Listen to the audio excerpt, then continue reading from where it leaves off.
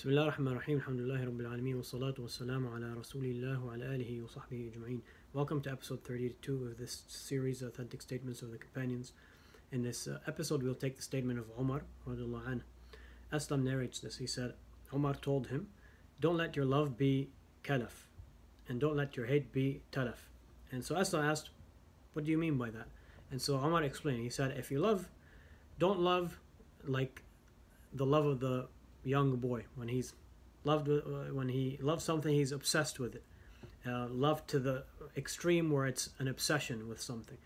Umar is saying, don't let your love be like that.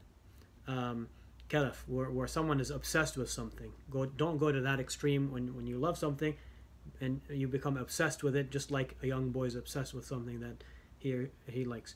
And he said, and if you hate someone, don't let your hate for them be talaf, meaning you would wish for them to be destroyed.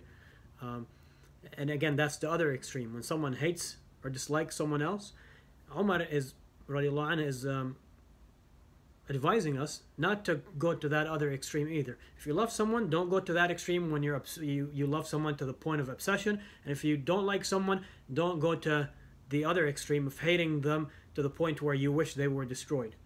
And you know, this is important in terms of even when it comes to loving and hating, a person shouldn't go to these extremes. The other point is that you may love someone today, but tomorrow that may change and you may not like them anymore.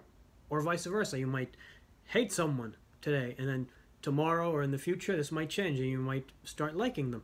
So in other words, even when it comes to loving and hating others, do so in moderation, without going to any extreme, without going to the point of obsessing about someone, loving them to that extent, or hating them to the point where you wish they're destroyed, you wish evil for them.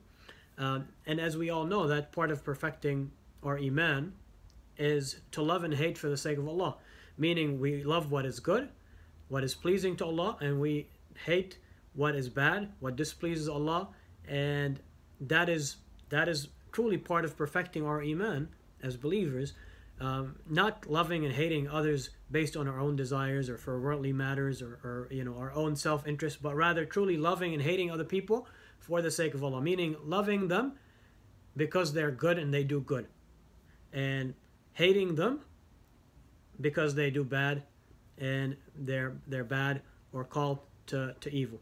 And if that's the case, then we tied our love and hate to the pleasure of Allah subhanahu wa ta'ala and doing it for His sake, which we would have removed our nafs from that equation.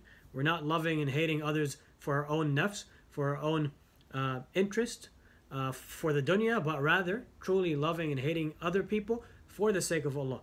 When people are doing good, we love them for that. We love the good that they're doing. When people are doing bad, we hate that. And that is truly part of a person perfecting their Iman. Barakallahu fikum, jazakumullahu khaira, wassalamu alaikum wa rahmatullahi wa barakatuh.